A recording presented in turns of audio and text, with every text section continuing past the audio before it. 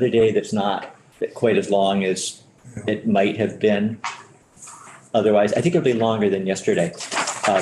So we'll plan to come back 10 minutes after, whenever that is, unless it does go very long, and then we'll send out an announcement. But otherwise, we'll plan to come back, and I think maybe by the end of the morning, we'll have a sense of how we might want to use time this afternoon. Anybody have any announcements or questions before we get going? Okay, well, why don't we jump in then? We're going to hear from witnesses this morning, the entire morning on H81, following testimony we heard yesterday, fair repair of agricultural equipment. And first up is going to be Zach Tominelli, who is with VPIRG. And Zach, I'll let you come up to the table, and maybe just to keep things moving along, we'll skip the formal introductions. We'll let you just jump right in. Okay, very good. I'm gonna pull up, I just have just a couple accompanying slides, nothing gonna blow you away, but oh, wait, I need to share my screen.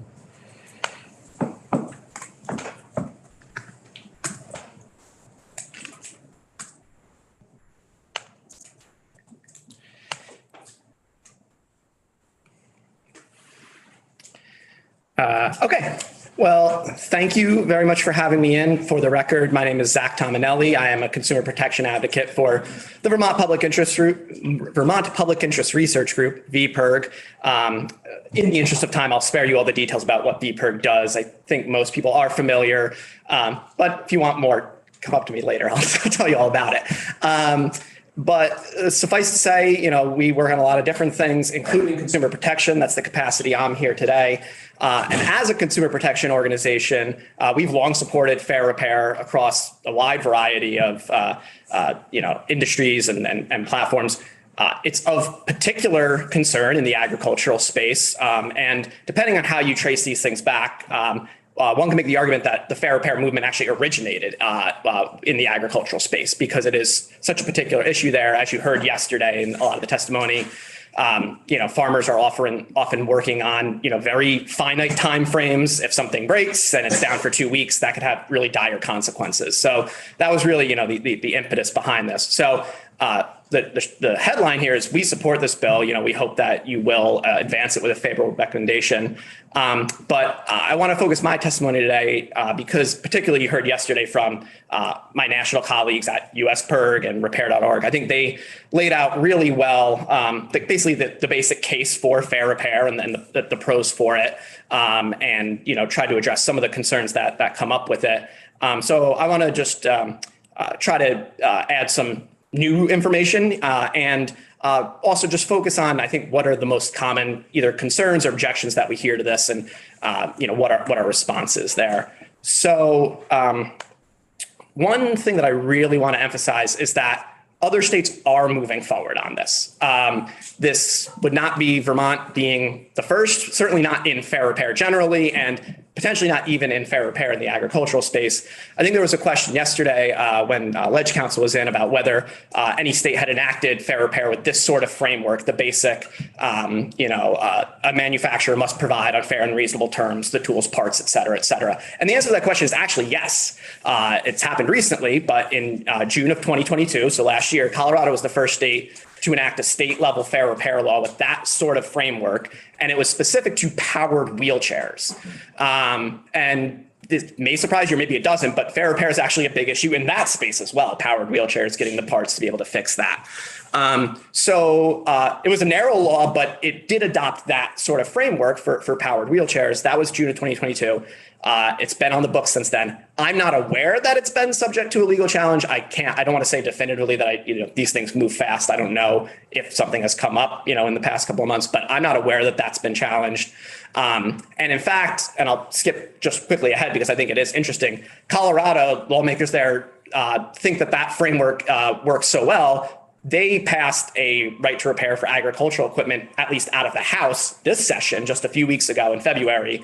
And the way they actually, it's very similar to the law that you're considering here, but the way that they basically drafted that law, if you look at it, they took the powered wheelchair part of their statute, and wherever there says powered wheelchairs, they just added or agricultural equipment. So they just, so now it's the fair repair for powered wheelchairs and agricultural equipment is basically what they're considering there. New York, in 2022, they enacted right to repair for personal electronic devices. What the governor ultimately signed there narrowed certain parts of the law, but ultimately, again, the basic framework of a manufacturer shall provide on fair and reasonable terms is in place there. And most recently, West Virginia in the Senate, and I'll mention that all of these were all enacted with bipartisan support in their legislatures. West Virginia, their Senate passed the right repair for agricultural equipment, and that law is almost identical to the law that you're considering right here, H81. So other states are moving on this, and it's a wide variety of states too. I mean, New York, West Virginia, they don't have certain similarities. One thing that these states do, particularly Colorado and West Virginia, they have agriculture, right?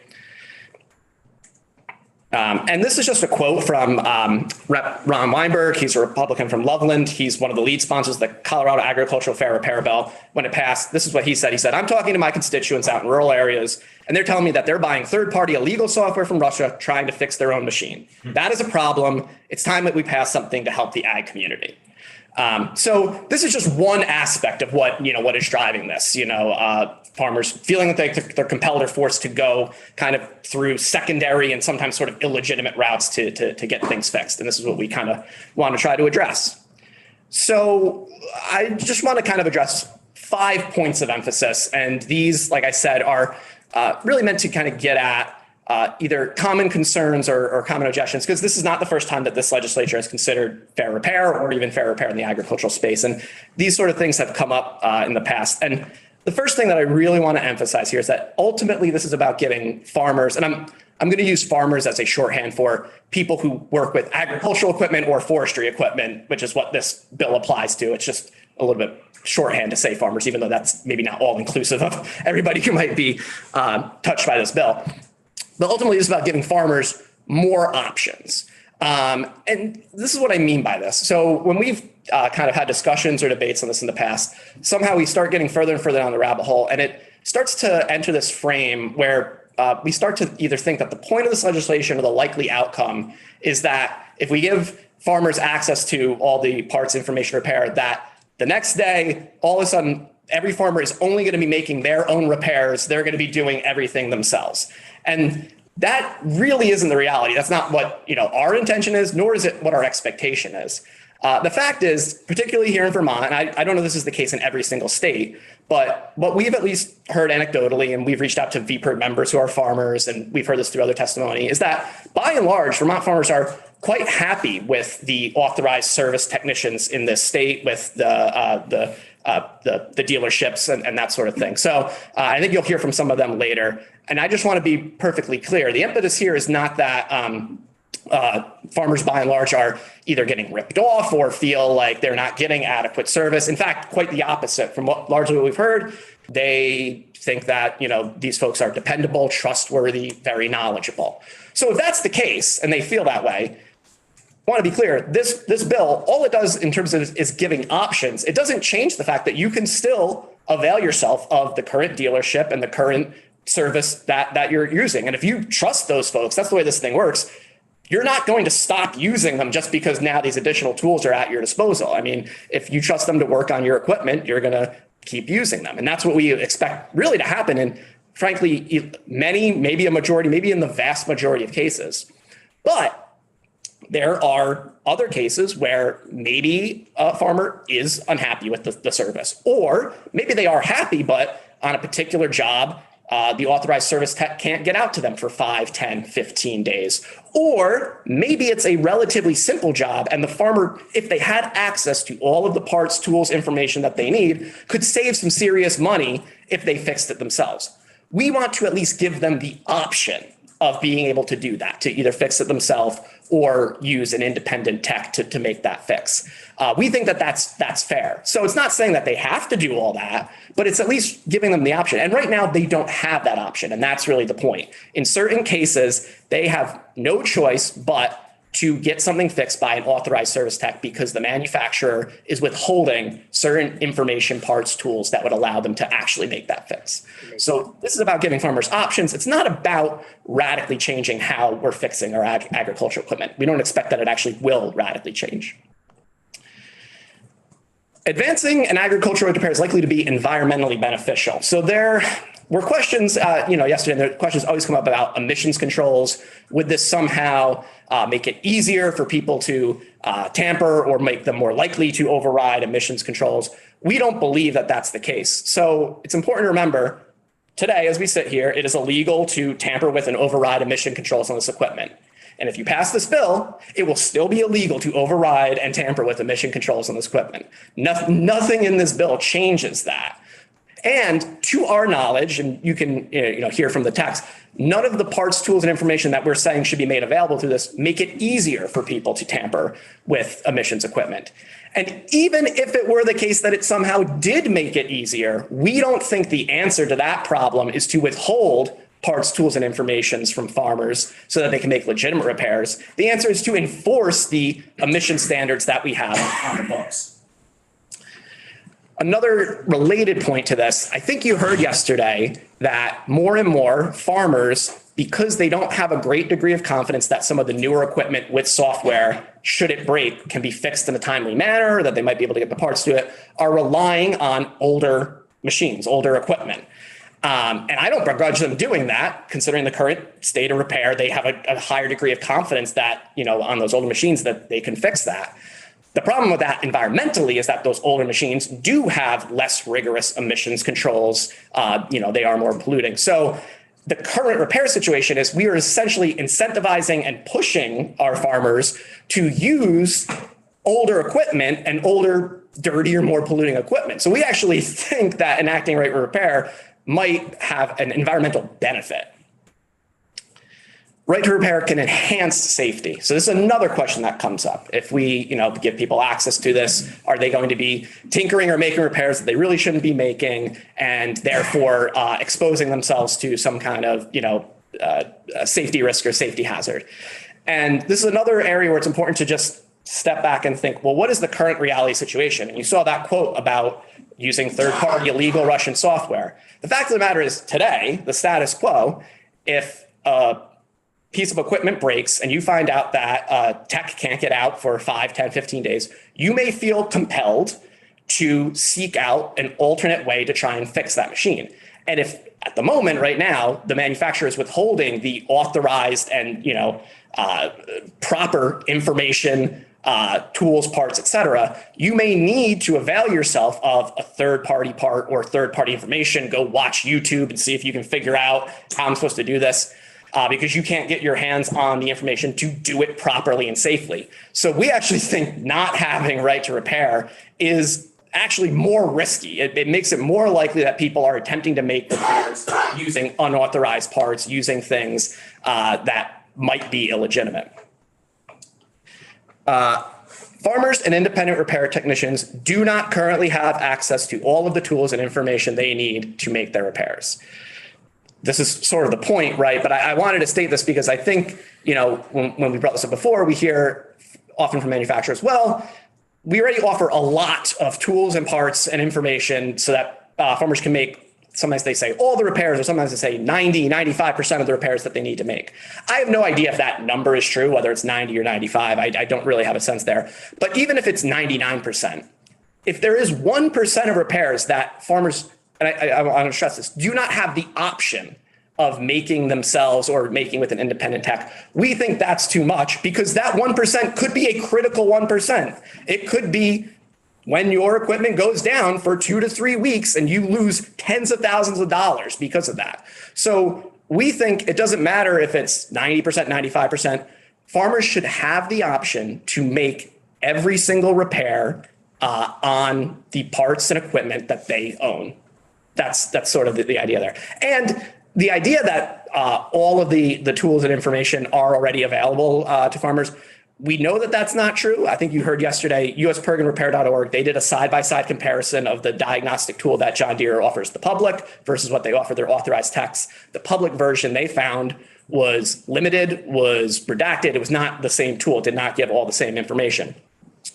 So that's just one example of, well, no, not the same exact equipment is not available. And so that's the case there. And then I would just add, if they do make the claim that, we're already giving all this stuff to all the farmers, then there would be no reason for them to oppose this legislation, because that means they're doing everything that this legislation requires. So both things can't be true. And then just the last point, because it has come up and it will come up, there's this idea of the John Deere, private memorandum of understanding. We do think that the MOU is a good thing insofar as John Deere has recognized that right to repair is a problem, that fair repair is an issue. I mean, they're admitting it via having an MOU, right? And they are saying that they're going to supply farmers with all of the parts, tools, information that they need to fix their equipment. If that is the case, that is a good thing. But the problem, and what we're considering here, is a law. An MOU is non-enforceable. So if they don't live up to that promise, there's no consequence for them. There are potentially dire consequences for the farmer who is on the receiving end of that broken promise.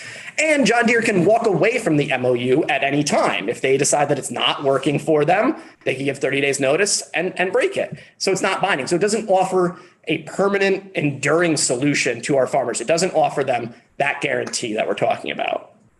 So that's really sort of my whole presentation. The last point I'll just leave you with, I mentioned at the beginning, we don't actually think that this would radically change how people are approaching repairs of agricultural equipment, because we think they are broadly happy with the service now, and they'll keep using that same service. But just because it won't radically change it doesn't mean this is not important, because for that hypothetical farmer who has their equipment go down and finds out that a tech can't come out for 15, 20 days, this could be critically important to have that guarantee that they know that they or an independent repair tech can get the parts, information, tools that they need to fix it. So while it might not radically change things, it doesn't mean that this is important. It would be very important to that particular individual. So I thank you for your time. I'm happy to take any questions and hope that you support this bill. Representative Graham. Can you specifically tell me how many farms in the state of Vermont have lost $10,000 worth of crop because of equipment? I can't. I don't. So I think a lot of your testimony is hypothetical. I would say it is somewhat hypothetical. I don't know how many. There might be 0. There might be 5 or 10. We do know that it has happened in the country. I can't say that it has happened in the state of Vermont, but we have had some money. I mean, you heard yesterday from Kara Schweitzer, her farm in Montana had this sort of issue where they had things go down for weeks, or it ended up costing thousands of dollars. Sometimes it's not that the crops that you lose $10,000 worth of crops, but sometimes you end up having to have the machinery taken over large periods of time just to reset a code. If you had access to that, it might have cost you $50, $100, $200, but it turns out that the repair actually cost you $2,000 or $3,000, something like that. So it's not always necessarily loss of crops. And I would encourage you to talk to more and more farmers. There may be examples of farmers that have had issues. And I guess you mentioned it being hypothetical.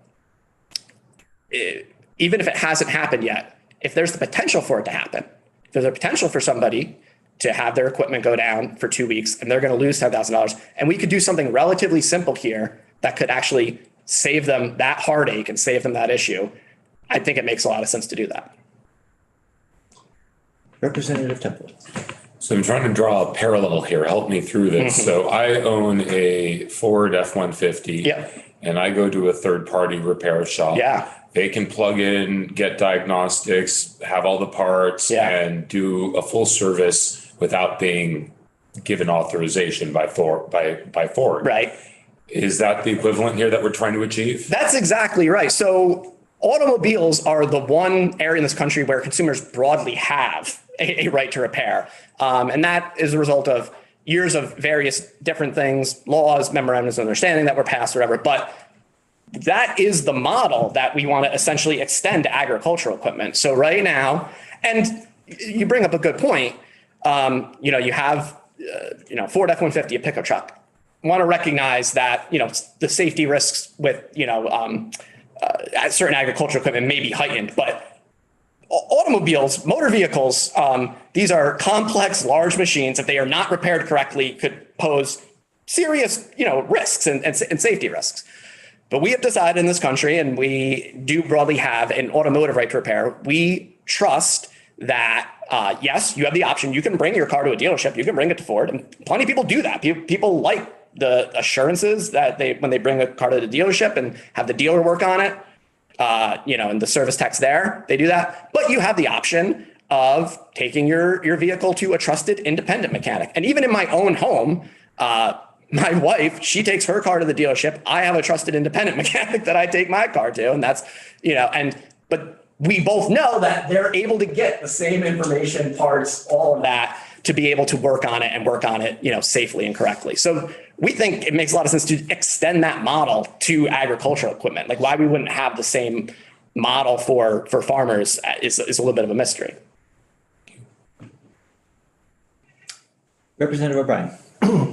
So I completely agree with all your points of emphasis. The one thing that gives me pause is that what would happen if Vermont, say, becomes a place in the eyes of John Deere, and they don't really want to do business. And there are not many. We talked yesterday about maybe a dozen of these dealers in Vermont, so, and almost no independent mechanics either exist. So it's not really quite the equivalent of what we do with our automobiles. Yeah. So if they said Vermont's a stinky place, let's pull out. Then what, unintended consequences, I'm just worried that if we lose half our dealers in Vermont, farmers actually have less options. Yeah. So we don't want that to happen. Yeah. It's a fair point. And I can't, I wish I could just assure you that's not going to happen, but I respect you too much to make that promise because I don't know what John Deere definitely would or would not do. So it's something that is worth considering. What I can say, and to the extent that it offers some comfort, again, we have heard that, Vermonters by and large are pretty happy with the current state of service. Whether John Deere would immediately just sort of retributionally just pull out and end, dealerships here in Vermont, I think that's unlikely. It would be their prerogative. Maybe they could do that. I think they would want to see what impact this might have on their business model, on sales, all that sort of thing. And our thinking is that it would be minimal because what we're not talking about here is like, now all of a sudden, everybody, we have all these independents all repairing John Deere tractors. Like if you pass this law, people are going to still go to the same places where they've been buying equipment. And if they have a pretty good relationship with them, they're going to continue getting the repairs there. So the likelihood that this would really dramatically change that business model, we think is minimal, but I can't say with certainty what they would or would not do. So. Just have to follow. So I think a closer equivalent would be what's happening with municipal road crew fleets. Because I know in Tunbridge, every time one of our 10-wheelers breaks down, it's got to go to Freightliner, Tenco, or Fairfield, or one of there are very few big places that handle dump trucks or graders. So is there an equivalent movement with right to repair for that? Yeah, so I don't know if there's an equivalent movement. I mean, one thing that this makes me think of, I mentioned the Colorado law for powered wheelchairs, and obviously powered wheelchairs and agricultural equipment are not the same thing. It is a similar thing where it's a somewhat niche market. There's not a ton of powered wheelchair manufacturers. And to my knowledge, powered wheelchair manufacturers have not just stopped selling powered wheelchairs in Colorado because now they have to offer the same kind of parts, information, and service. They still are selling wheelchairs in Colorado. So that's one kind of corollary that I can offer. The other thing I guess I would say, and again, and they're grappling with this, I don't want to paint with a broad brush that everybody agrees, but your colleagues in Colorado and West Virginia saw it fit to pass, like I said, essentially this exact law that you're considering here. It wasn't unanimous, but it was bipartisan in both cases. They have considered this, and they don't seem necessarily that worried that John Deere is going to stop operating in West Virginia, or that John Deere is going to stop operating in Colorado. And if that were the case in West Virginia, that would pose pretty big problems for them as well. So again, I can't give any guarantees about what John Deere would do, but I mean, I think we do at least have other places that we can look to and see what they're thinking and what they're feeling. We get to your question in a moment, but it occurs to me, we keep using John Deere as the default. And at the same time, we've heard that John Deere has a memo of understanding, which strikes me as interesting because apparently they're not concerned to the extent that they've been willing to say, no, we will do this on whatever the terms are. And I don't know exactly what the terms are. Do you have a sense of John Deere's market share? I don't, except to say that I think it is the largest, and I think it's over 50%. But that would be a good question for the dealers when they come in. I think they'll know exactly how much. And is it? And I realize we're nearing the end here. Is it the case that both manufacturers and authorized dealers have an economic interest here that's at risk? I believe yes. Okay. Yeah, that's correct. Representative Cole, do you have a question? My question was actually answered, and it was basically about drawing parallels between here and West Virginia and what are the differences. But I think you totally answered that. Yeah, and I can send around. I'd encourage you to read the bill. When I say it is near identical, I think in both cases they have some additional language, and I think this is basically belt and suspenders language, but it might kind of give you all comfort that just clearly says basically. If given these parts, if an independent,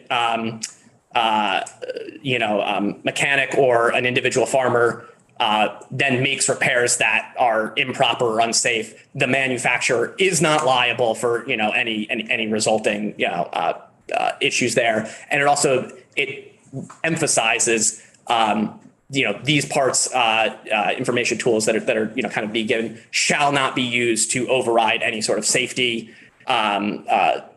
mechanisms or any sort of emissions control. So I think that there are lines in there that I think they're mostly belt and suspenders. I want to dig in that's not accidentally introducing some kind of loophole or something like that would allow manufacturers to get around giving people the actual tools and equipment. But those, looking at the side by side, those were essentially kind of the one difference from the law that you're considering. I think those were all added in after the fact. I think the bills as initially drafted were pretty close to what you're considering here. We when we use the term bipartisan to talk about support for a bill, that can mean one member of each party essentially. I believe that Colorado's legislatures are Democratic, both houses, and West Virginia. I'm surprised it could even be bipartisan because I didn't think there were any Democrats in the Senate in West Virginia. But anyway, yeah, it's worth noting that those two states are very different. We've got time for one more question. Representative Lipsky. I wouldn't be asking if I didn't think it's important. This bill specifically addresses agriculture and forestry. Mm-hmm. The most dangerous profession in North America is forestry or logging. Mm-hmm. Second most is tied between deep sea fishing and agriculture for severe injury and fatal injury. Mm-hmm. And I'm required to attend annual safety first aid response by being in that profession. Sure. Certified in that profession. And many of the fatal and near fatal accidents occur while loggers are repairing their equipment and while farmers are working or hitching or unhitching equipment. So it's just a warning. It's that when my equipment goes to, let's say, a Komatsu dealer or I go in there and they have rolling step ladders with safety harnesses. And there's a thing called tag out, tag in. You have to check off that the key has been, and anyone approaching that machine is notified that it is inoperable, do not touch a control. That's end of my comment. It is dangerous when amateurs, even if you're a professional logger, but you may not be a professional mechanic, and a 77,000 pound machine where the boom is stuck up in the air and you unhook something, all of a sudden comes crashing down and kills someone. That happens regularly. We should be aware of that, or there should be a note to consumer. This could be dangerous in these fields. Right. Thank you. And absolutely. It just occurred to me, Yeah. if I'm listening, I mean, Yes. talk about safety. Safety. Yeah. Well, thank you very much for your testimony this morning, Zach. We have another witness. I don't know whether he's coming in Standing online. by on Zoom, yes. Okay. You're welcome to stay, of course, Zach, but you can I'm just going to exit. slip out if you need to. And now we're going to hear from Andy Calderwood, who is joining us remotely.